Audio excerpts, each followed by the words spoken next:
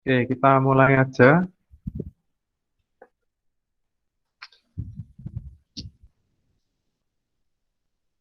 Oke, selamat pagi anak-anak. Pagi, Mister. Ya, ya. Begini, Gimana kabarnya hari ini? Sehat semua? Sehat, Mister. sehat. Oke, sehat semua ya. Oke, sebelum kita mulai pelajaran, kita akan membuka kegiatan dengan berdoa. Silahkan Beno memimpin doa. Teman-teman, sebelum memulai pelajaran, marilah kita berdoa sesuai dengan agama dan kepercayaan masing-masing. Berdoa mulai. Selesai. Oke, terima kasih Beno. Oke, Mister. Ya, kemudian karena kita pembelajarannya daring, kita ada beberapa peraturan yang harus dilakukan ya. Jadi yang pertama adalah usahakan untuk menyalakan kamera selama pembelajaran. Kemudian yang kedua, matikan atau mute mikrofon ketika pembelajaran berlangsung, kecuali jika ada pertanyaan atau yang ingin disampaikan. Itu bisa langsung menyalakan mikrofon, kemudian bertanya. Setelah selesai, dimatikan kembali. Oke, kita akan mulai dengan absensi terlebih dahulu. Silakan buka menti.com. Kemudian masukkan kodenya.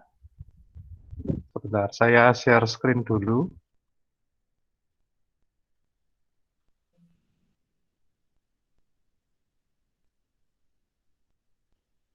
Oke, silakan buka menti.com. Kemudian masukkan kodenya 64594937.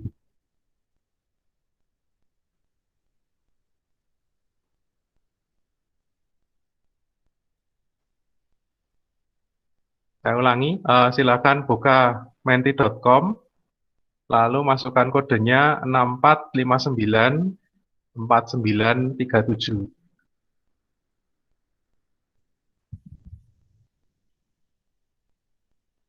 Lalu di sana ada pertanyaan, tuliskan nama Anda. Silakan ditulis namanya. Oke, ini sudah masuk satu, Beno.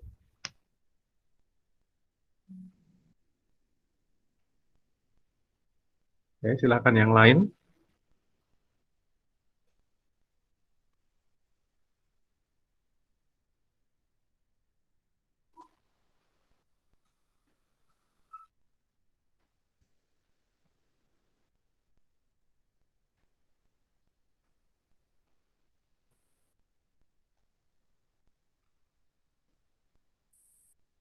Oke, Sisil.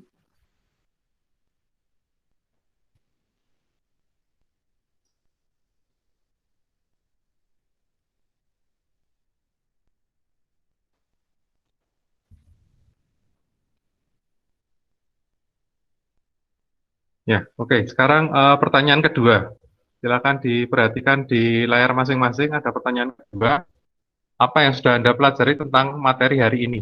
Silakan ditulis satu kata atau dua kata saja. Materi apa yang kalian pelajari kemarin? Yang materinya saya berikan di Google Classroom. Oke, masih berhubungan dengan komputer, benar. Ada lagi yang mempelajari materi lain dari modul atau LKPD yang sudah saya share di Google Classroom.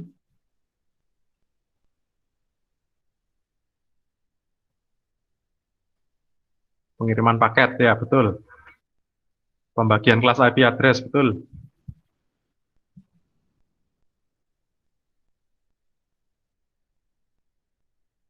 Oke, sepertinya sudah membaca materi semua. Oke, sekarang saya mengingatkan kembali pentingnya untuk mentaati protokol kesehatan ya, karena kita saat ini sedang dalam masa pandemi COVID-19. Jadi protokol kesehatan wajib kita lakukan, yang ada singkatannya 5M, ya, memakai masker, menjaga jarak, mencuci tangan dengan sabun, menjaga kerumunan, dan membatasi mobilitas serta interaksi. Oke, sebelum kita lanjutkan, silahkan kelompok 1 untuk mempresentasikan LKPD yang dikerjakan minggu lalu. Kelompok 1 kelompoknya Fiona ya. Oke, Fiona bisa dipresentasikan LKPD yang minggu lalu.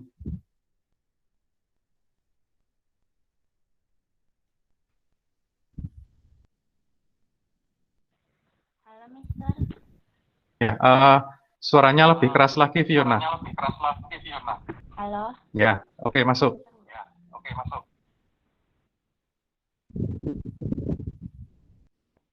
Saya akan mempresentasikan hasil diskusi kelompok saya.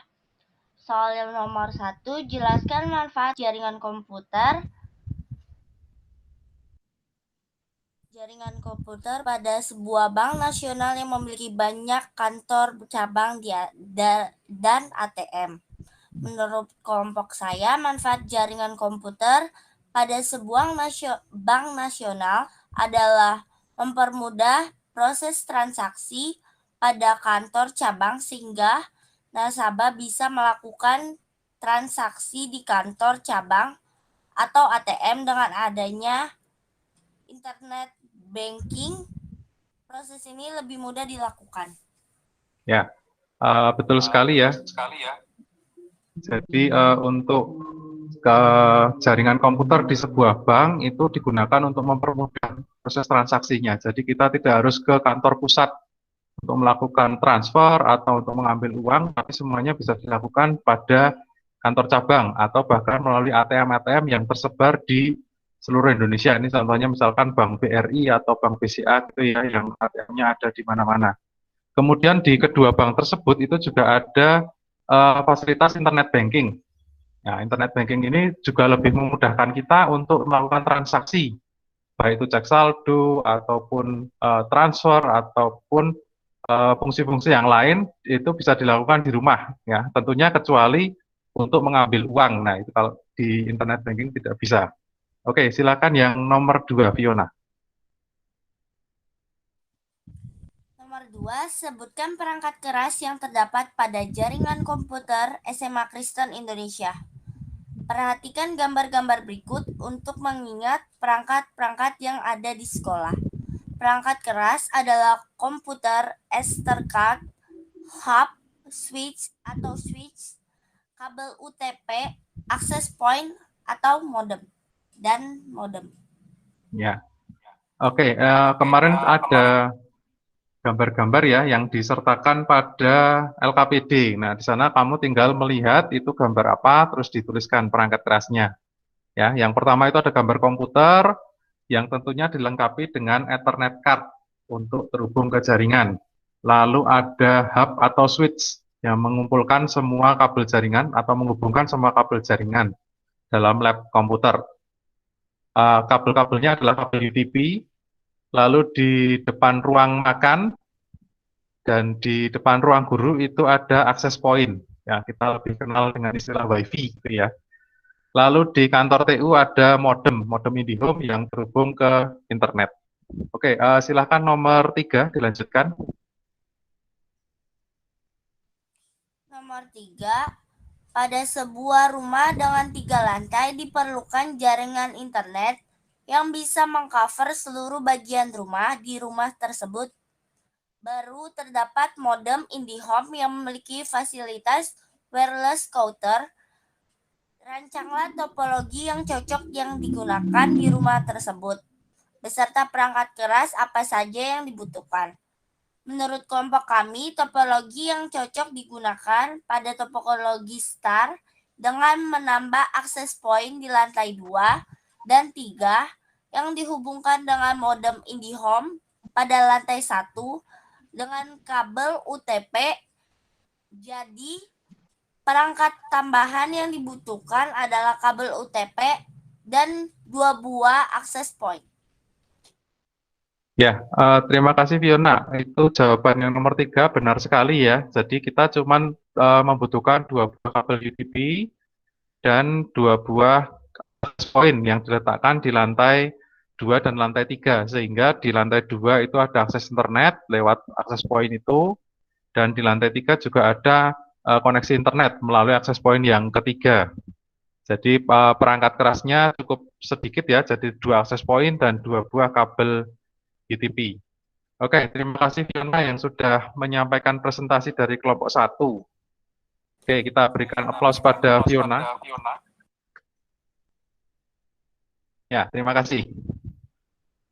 Oke, kemudian hari ini tujuan pembelajarannya adalah setelah mengumpulkan informasi terkait mekanisme jaringan komputer serta berdiskusi dengan guru, peserta didik mampu untuk menjelaskan pengalamatan IP, address, dan MAC address dengan benar. Kemudian yang kedua adalah setelah mengumpulkan informasi terkait mekanisme jaringan komputer serta berdiskusi dengan guru, peserta didik mampu untuk menentukan subnetting pada jaringan komputer dengan benar. Ya, itu adalah kompetensi dasar 431, yaitu menjelaskan komponen jaringan dan mekanisme yang terjadi pada sebuah jaringan. Kemudian indikator pencapaian kompetensinya adalah bisa menjelaskan IP address dan MAC address, lalu menentukan subnetting dalam jaringan. Oke, kita mulai dulu. Jadi kalau di internet itu ada sebuah mekanisme yang namanya adalah pengiriman paket, yang bisa dianalogikan dengan kondisi yang ada sehari-hari di sekitar kita. Oke, di sini apakah ada yang pernah mengirimkan paket, misalkan melalui JNE, JNT, atau Wahana? Saya, Mister. Oke, Cika, bisa diceritakan prosesnya, kamu kalau mengirim paket seperti apa prosesnya? Proses pengiriman paket, barang dibungkus, kemudian ditempelin alamat pengirim dan penerima.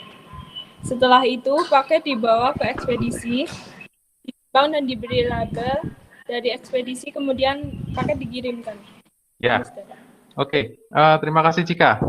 Jadi itu proses pengiriman paket secara umum ya. Jadi paket yang mau dikirim itu kita bungkus dulu dengan rapi, misalkan ditambah kardus atau dikasih bubble wrap, kemudian di luarnya ditempel dengan alamat pengirim dan alamat penerima. Tujuannya adalah kalau misalkan kita tempel alamat pengirim, kalau misalkan paketnya tidak sampai, nanti akan paketnya balik ke kita lagi, ke pengirim. Kemudian setelah itu paketnya dibawa ke ekspedisi ya, kita bawa ke JNE atau JNT, lalu di sana akan ditimbang paketnya. Kemudian diberi label yang dari ekspedisi tersebut, ada kode-kodenya, misalkan itu dari Magelang ke Jakarta, nanti ada kodenya Magelang ke Jakarta dan sebagainya dengan kode-kode yang dari ekspedisi. Kemudian nanti paket dikirimkan. Nah, itu prosesnya itu mirip dengan proses yang terjadi pada internet. Saya akan presentasikan materi hari ini.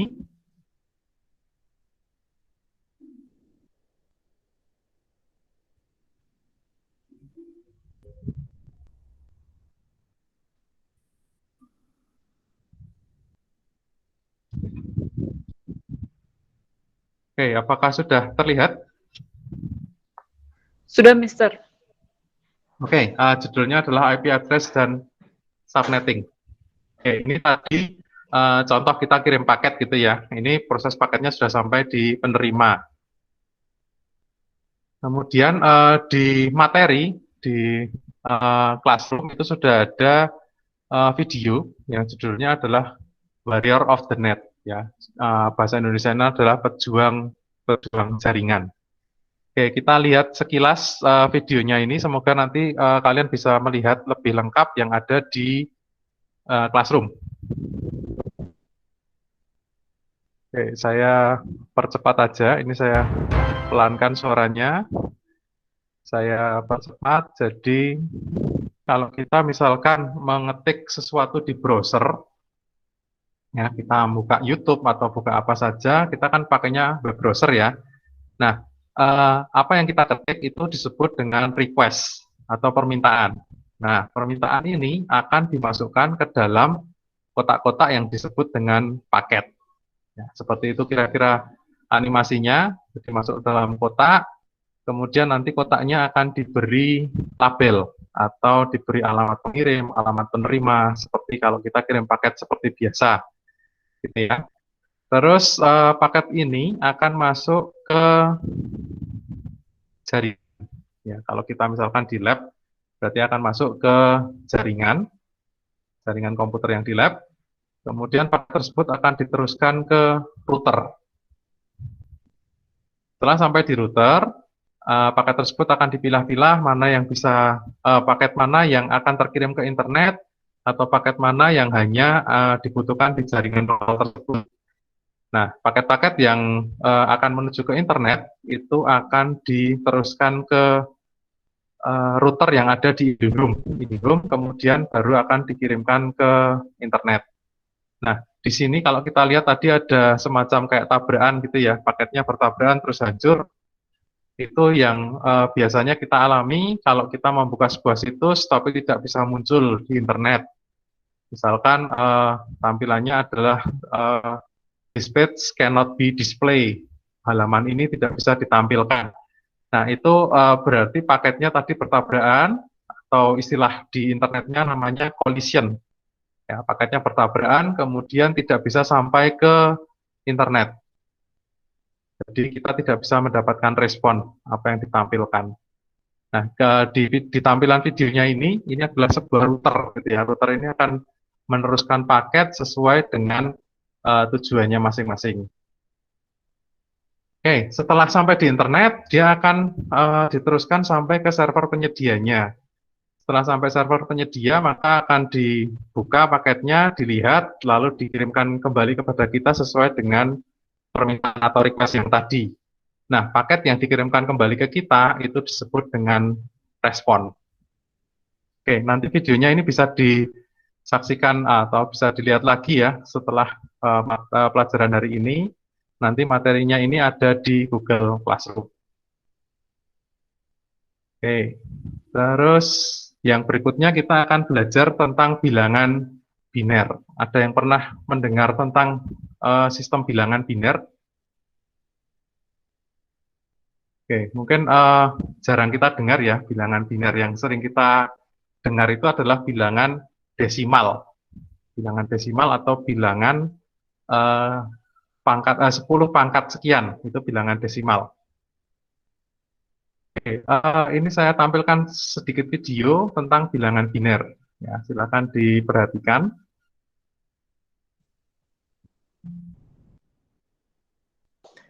Bahkan jika kita mempunyai sebuah perangkat listrik,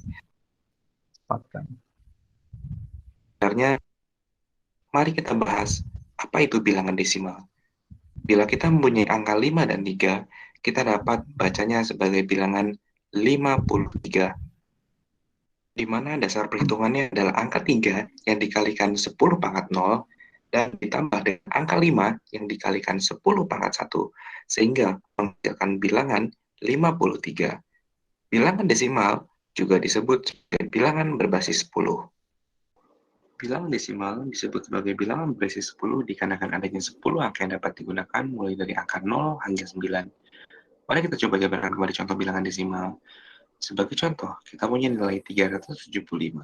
Bila kita jabarkan, akan menjadi nilai 5 ditambah 70 dan ditambah 300. Setelah memahami konsep dari perhitungan bilangan desimal, mari kita coba pahami konsep dari bilangan biner. Bilangan biner disebut juga bilangan berbasis 2, karena hanya memiliki 2 bilangan saja, 0 dan 1. Maka dari itu, perhitungan akan dilakukan dengan menggunakan perkalian kelipatan 2. Kita punya deretan kombinasi bilangan 0 dan 1 dalam format bilangan biner. Sekarang, mari kita coba lakukan perhitungan bilangan biner berikut ini menjadi bilangan desimal. Perhitungan dimulai dengan melakukan perkalian deret bilangan biner dengan kelipatan 2, yang dimulai dari mengkalikan bilangan biner yang ada dengan 2 pangkat 0, 2 pangkat 1, dan seterusnya. Hasil dari perkalian ini akan kita jumlahkan sehingga membentuk sebuah bilangan desimal. Bila kita perhatikan kembali, tidak semua hasil perkalian menghasilkan angka.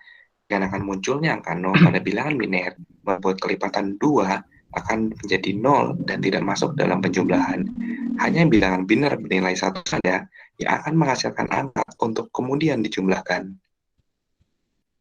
Bila kita mempunyai deretan angka 1 dalam format biner, sebenarnya kita tinggal melakukan penjumlahan angka kelipatan 2 yang dimulai dari angka 1.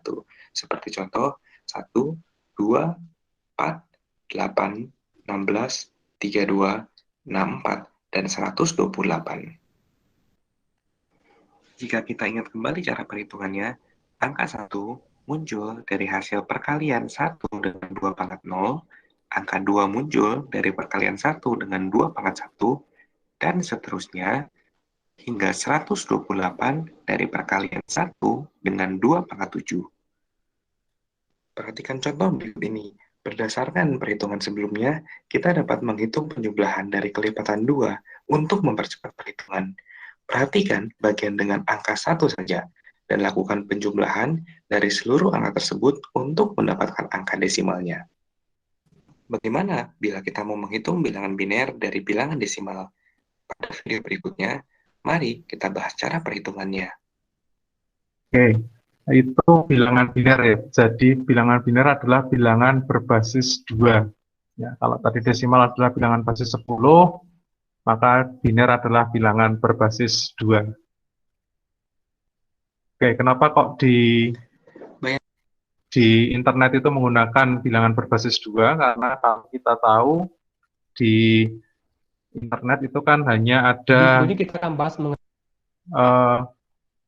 nilai on dan off. Kalau kita gunakan tegangan listrik ya, itu adanya on dan off, berarti itu cuma ada 2 kondisi yang bisa diibaratkan sebagai angka 0 dan angka 1. Itulah sebabnya kenapa di internet itu menggunakan bilangan biner. Nah, berikutnya adalah IP address atau alamat IP. Alamat IP ini adalah pengalamatan sebuah komputer atau sebuah gawai dalam hubungan antar host di internet. Jadi di internet itu setiap perangkat itu harus punya yang namanya IP address agar tidak salah kirim gitu ya contohnya. Sebagai contoh kalau misalkan di lab komputer, misalkan ada 2 anak, si A dan si B gitu ya, dua-duanya membuka YouTube. Yang si A ini buka YouTube-nya misalkan tentang game, kemudian si B ini buka YouTube tentang misalkan dia hobi masak, dia bukanya masakan, resep masakan. Nah, walaupun dia kedua siswa ini ada dalam satu lab komputer, respon yang diberikan dari YouTube ke komputer si A dan si B itu tidak akan salah karena masing-masing komputer itu punya IP address. Jadi kalau si A buka game, nanti respon dari internet adalah tentang game juga, bukan yang masuk, bukan yang tentang masak gitu ya. Demikian halnya juga si B, dia requestnya tentang resep masakan, tentunya yang didapat dari internet ke dia itu bukan tentang game, tapi tentang masakan. Nah, itu fungsi dari IP address. Kemudian IP address itu harus mempunyai 2 sifat. Yang pertama adalah unik dan universal. Ya, unik itu artinya tidak ada sebuah IP yang kembar di internet. Kemudian yang universal itu adalah karena dia digunakan di seluruh dunia, maka IP itu harus bisa diterima oleh setiap perangkat yang ada di internet. Gitu ya. Makanya dikenal dengan istilah IP versi 4. Nah, nanti kita akan bahas IP versi 4. Oke, ini IP versi 4, penulisannya seperti ini ya. Jadi IP-nya itu terdiri dari 32 bit bilangan biner. Jadi bilangan biner sebanyak 32. Kemudian dipisahkan oleh tanda titik di setiap 8 bit. 8 bit ini disebut dengan oktet. Ya. Jadi penulisannya bisa 2 cara. Yang pertama secara biner atau binary, kemudian yang kedua secara desimal. Contohnya seperti itu ya, yang di bawah.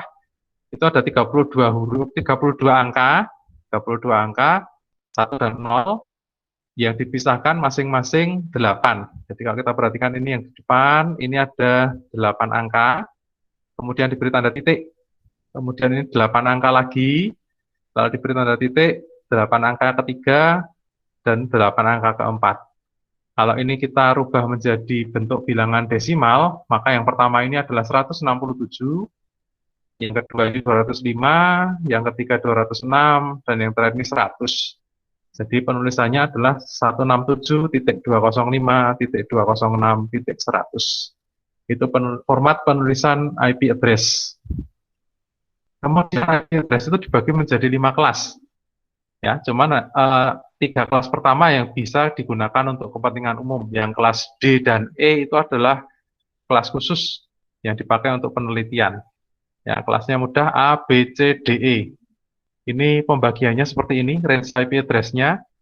Jadi kelas A itu dari 0.0.0.0 sampai 127.255.255.255.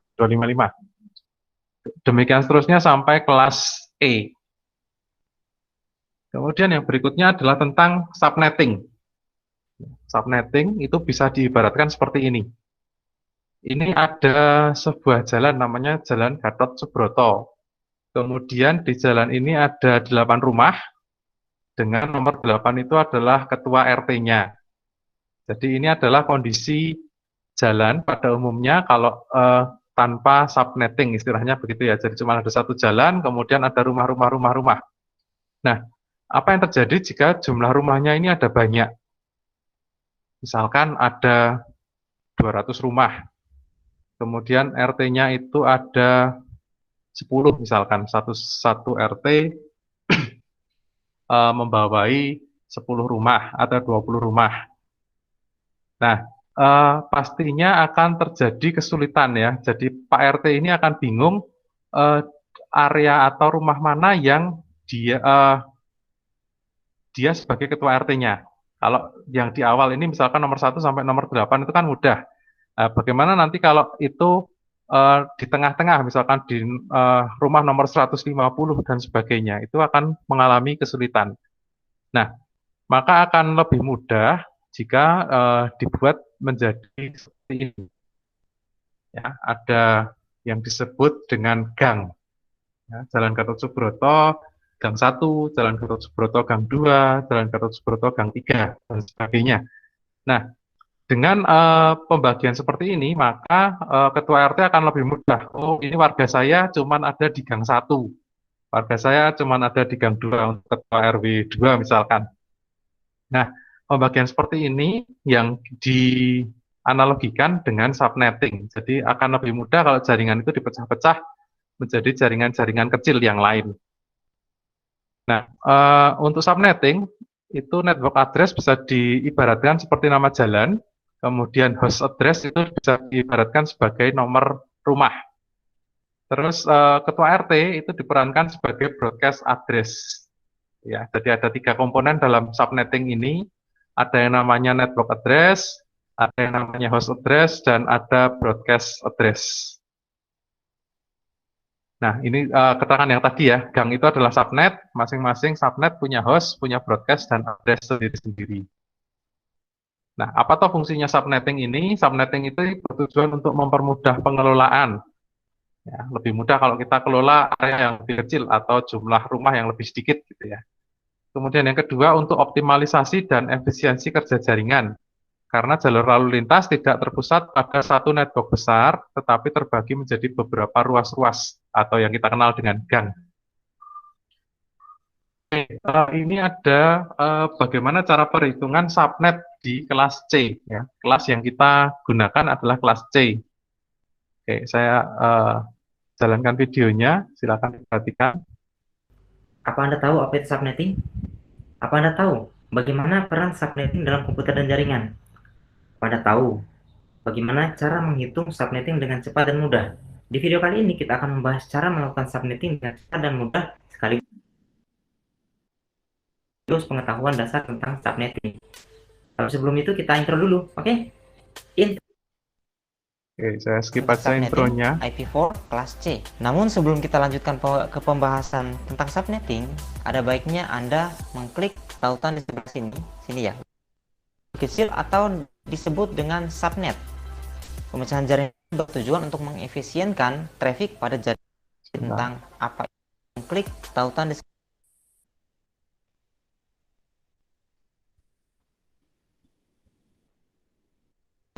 disebut dengan subnet. Pemecahan jaringan ini bertujuan untuk mengefisienkan traffic pada jaringan tertentu. Dengan melakukan subnetting, maka suatu network akan dapat menciptakan beberapa tambahan. Namun proses subnetting ini akan dapat mengurangi jumlah maksimum host atau jumlah IP yang bisa digunakan oleh komputer yang terhubung di jaringan. Dalam setiap rentang IP akan ada 3, yaitu IP host, IP network, dan IP broadcast. IP network adalah IP yang berada paling awal dari rentang IP. IP broadcast adalah IP yang berada paling akhir dari rentang IP, dan yang di antara IP network dan IP broadcast ini adalah IP host. Oke, sudah bisa dipahami kan? Lanjut. Subnet ditulis dalam format 32 bit yang penulisannya seperti ini, atau dalam bentuk desimal itu disebut dengan prefix atau prefix length. Biasanya tulisannya seperti ini, bisa /24, bisa /25, 26 sampai /32. Biasanya setiap kali kita belajar subnetting, kita akan disodorkan dengan tabel seperti ini. Banyak dan ya bisa dibilang cukup membingungkan. Untuk memudahkan menghafal tabel seperti ini, kita cukup mengingat 3 bagian yang ada pada tabel ini. Yang pertama adalah /24, kemudian /32, dan di tengah-tengah adalah /28. Jika penulisan prefix seperti ini, /24, maka sudah bisa dipastikan bahwa jumlah rentang IP-nya adalah 256 IP yang dimulai dari angka 0 sampai 255. Itu pun sudah bisa kita pastikan. 0 itu adalah IP network, 255 adalah IP broadcast. Nanti sebentar kita bahas lagi. Pada prefix /32, maka sudah bisa dipastikan jumlah IP-nya adalah 1. Kemudian pada prefix /28 itu cara mudahnya adalah kita cukup mengingat 28 itu adalah 2 kali 8. Mudah kan? 2 kali 8 adalah 16. Betul sekali, 16. Maka jumlah IP atau rentang IP pada /28 itu adalah 16 IP. Tapi bukan berarti /28 itu sama dengan /29, /30 atau /27. Kalau /27 ya tidak mungkin 2 kali 7 karena hasilnya 14, dan itu bukan menjadi jumlah IP dari rentang IP yang dimaksud. Jadi /28 ini hanyalah sebuah patokan dasar supaya kita bisa mengingat rentang dari /24 sampai /32 itu. Dari titik prefix /28 itu kita sudah bisa melihat bahwa jika /28 naik ke /27 atau prefix 27, maka jumlah IP-nya akan bertambah 2 kali lipat.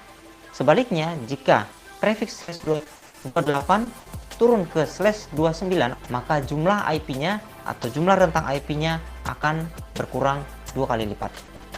Nah, kalau naik ke atas itu dikali 2, kalau turun ke bawah berarti dikali 2. Maka sudah bisa dipastikan rentang IP-nya seperti ini. Selanjutnya pada IP host. Seperti penjelasan di awal bahwa IP host itu adalah IP yang berada di antara IP network dan IP broadcast. Maka untuk menghitung jumlah IP host, kita cukup mengurangi dengan angka 2 dari jumlah rentang IP yang sudah dihitung tadi. Yang terakhir yaitu subnet mask. Karena bahasan kali ini adalah subnet mask kelas C, maka notasi subnet yang berubah adalah hanya pada bagian akhir dari subnet mask itu. Yang seperti ini nih, yang bagian yang sudah dimerahkan seperti ini.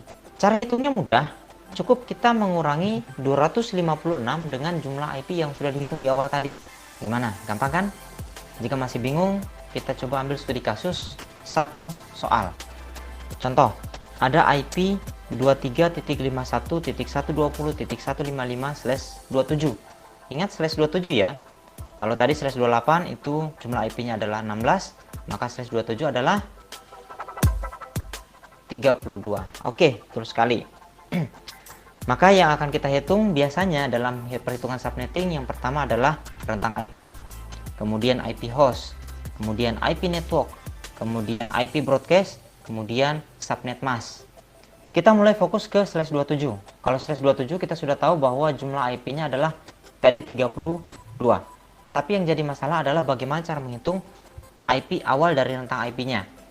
Cara cepat menghitungnya adalah kita cukup membagi IP yang paling terakhir di notasi IP itu dengan jumlah IP yang sudah dihitung di awal tadi. Jadi 155 atau 155 dibagi 32, maka hasilnya adalah 4,84375. Kita abaikan dulu angka di belakang koma, kita cukup fokus ke angka 4-nya. Di angka 4 ini kita akan kalikan lagi dengan angka 32. Maka 4 kali 32 yaitu 128. Itu adalah rentang IP yang paling awal dari rentang IP 23.51.120.155 tadi. Berikutnya, untuk mengetahui IP akhir dari rentang IP, kita cukup menambahkan 128 tadi dengan angka 32, kemudian dikurangi dengan 1. Jadi secara tidak langsung 128 ditambah 31. Maka hasilnya adalah 159. Jadi kita sudah tahu bahwa rentang IP-nya seperti ini.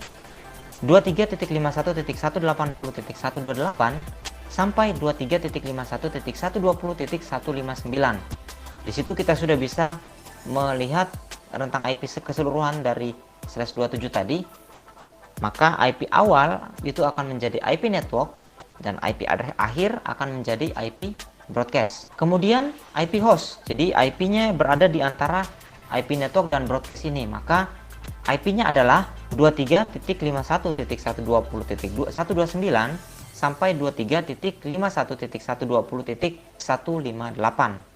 Bagaimana? Nampak kan? Kita sudah dapat rentang IP-nya, kita sudah dapat IP host-nya. Bagian terakhir. Oke, itu tadi ya videonya, nanti bisa diulang kalau misalkan belum jelas, itu ada di Google Classroom. Oke, sekarang saya mau bertanya.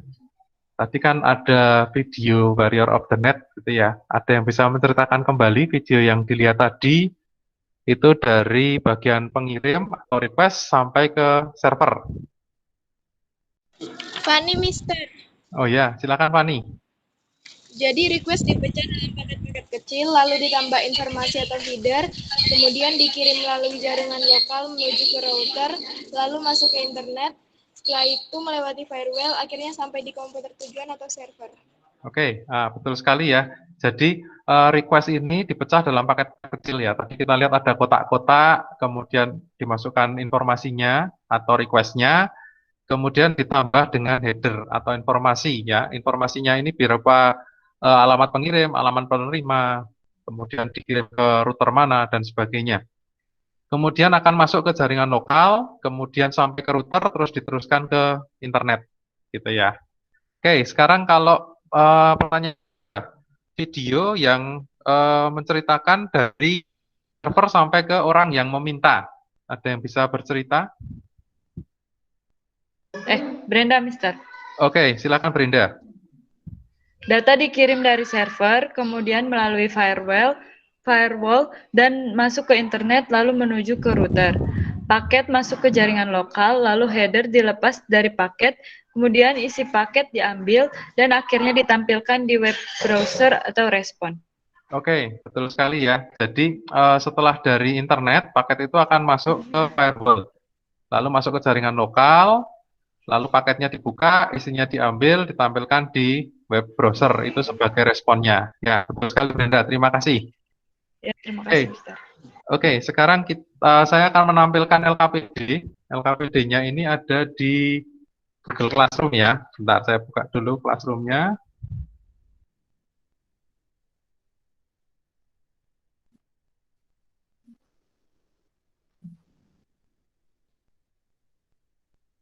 Oke, ada di classwork pertemuan ketiga, LKPD, IP address, dan subnetting. Oke, saya tampilkan LKPD-nya.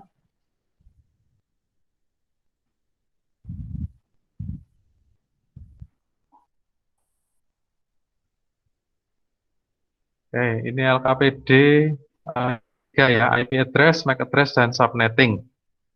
Seperti biasa, jangan lupa di bagian atas dituliskan identitas kelompoknya. Kelompok, kemudian hari tanggal pengerjaan, dan anggota kelompok. Di sini ada petunjuk atau langkah kerjanya.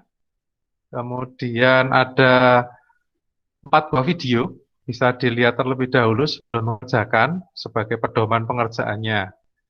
Kemudian ini soalnya, yang pertama adalah tuliskan pembagian IP address untuk kelas A sampai E, beserta dengan jumlah hostnya. Ini ada di presentasi saya tadi.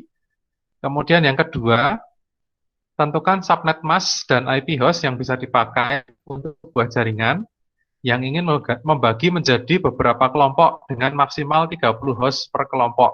Ya, tadi ingat ya, slide berapa yang jumlahnya 32, itu berarti bisa digunakan oleh 30 host, karena yang IP yang pertama itu adalah IP network, yang terakhir IP broadcast, jadi yang bisa dipakai kan cuma 30. Nah, itu jawabannya seperti itu, bisa dilihat pada video sebelumnya tadi.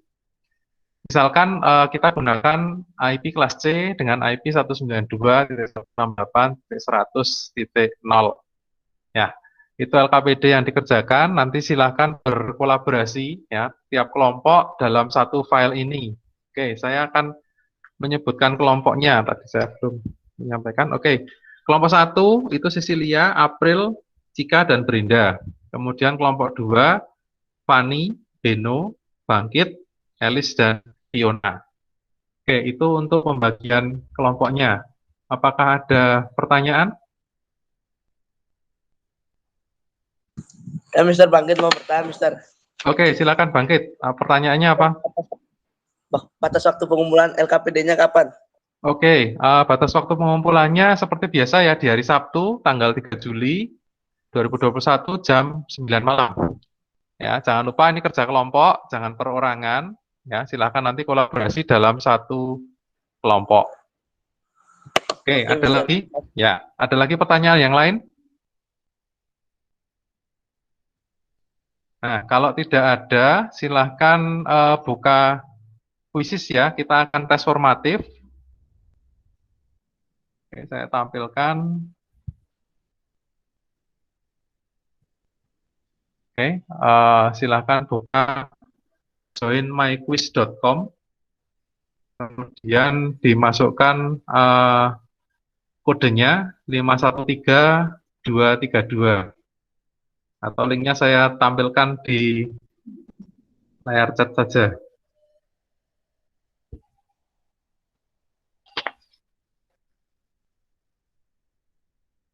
Oke, bisa langsung diklik di chat itu, saya sudah berikan linknya. Tinggal diklik, kemudian mengerjakan soal kuisisnya.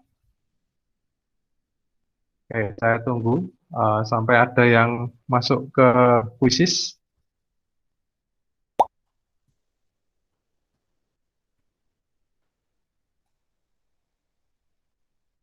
Oke, sudah masuk satu, Sisil. Yang lain silahkan segera bergabung. Saya tampilkan lagi alamatnya ya, joinmyquiz.com, kemudian masukkan kode 513232. Ya, nanti karena ini soalnya banyak hitungannya, silahkan dipersiapkan kertas coret-coret ya, kertas buram untuk nanti perhitungan, atau mungkin boleh juga pakai kalkulator.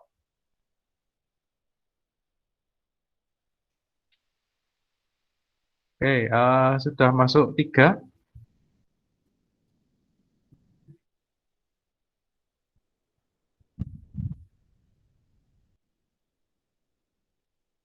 Oke, sebelum mulai saya tampilkan dulu ya, ini sambil menunggu yang lain masuk, saya tampilkan bagaimana cara perhitungan bilangan biner menggunakan kalkulator.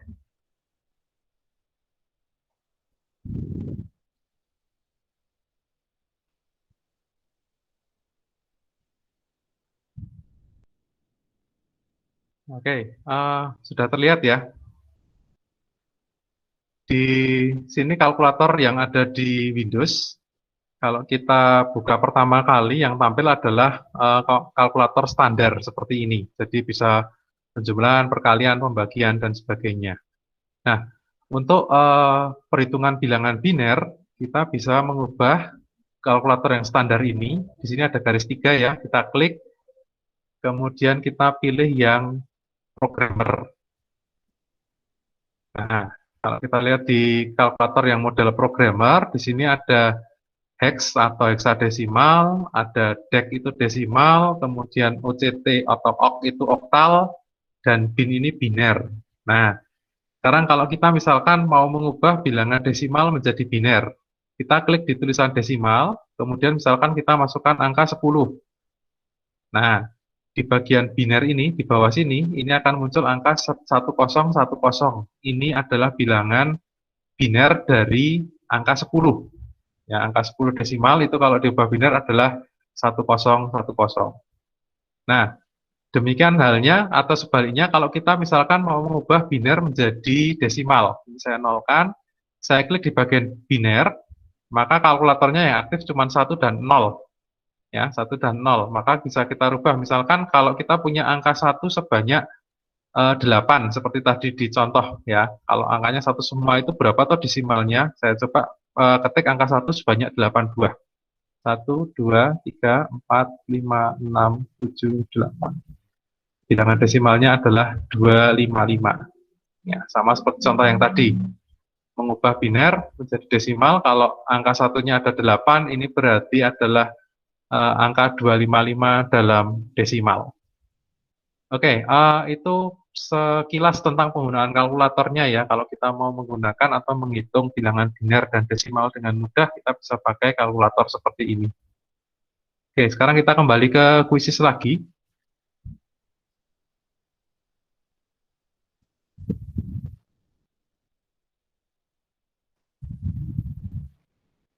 Oke, kita mulai aja.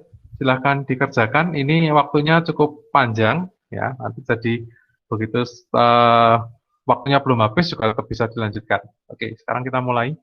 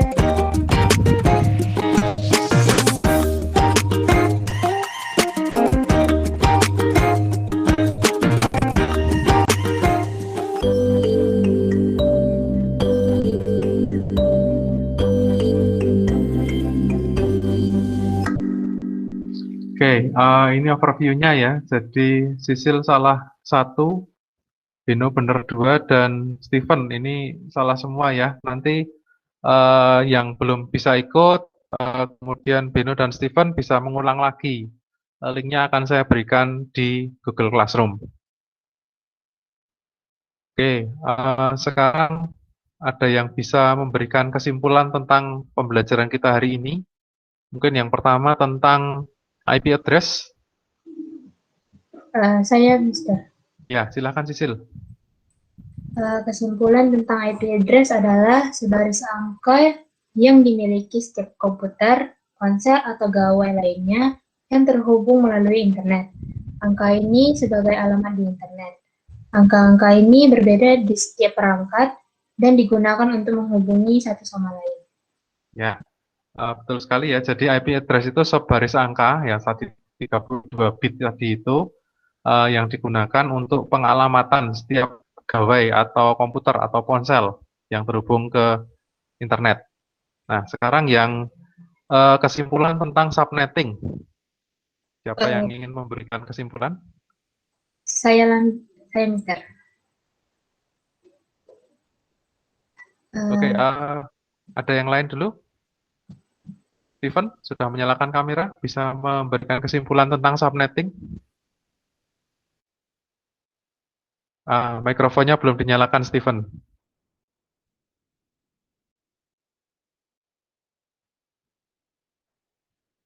Saya, Sir. Ya, silakan Steven. Kesimpulan tentang subnetting. Subnetting berfungsi untuk mengefisienkan alamat IP, mengurangi trafik jaringan, meningkatkan keamanan jaringan, dan mengoptimalkan kinerja kecepatan jaringan. Ya, betul sekali ya. Jadi subnetting itu berfungsi untuk mengefisienkan alamat IP, kemudian mengurangi trafik jaringan, dan meningkatkan keamanan jaringan, serta mengoptimalkan kinerja dan kecepatan jaringan. Oke, itu kesimpulan dari pembelajaran kita hari ini. Jadi ada dua kesimpulan ya, tentang IP address dan subnetting. Oke, kemudian untuk pertemuan berikutnya, materi berikutnya adalah tentang sharing printer di Windows 10. Jadi kalau kita kemarin dari awal kita mempelajari tentang jaringan komputer, ya nanti diakhiri dengan sharing printer di Windows 10 sebagai aplikasinya dalam kehidupan kita sehari-hari. Oke, untuk mengakhiri kegiatan siang hari ini, silakan ditutup doa. Silakan Ketua Kelas Beno. Teman-teman, untuk mengakhiri kegiatan pembelajaran ini, mari kita berdoa sesuai dengan agama dan kepercayaan masing-masing. Berdoa mulai.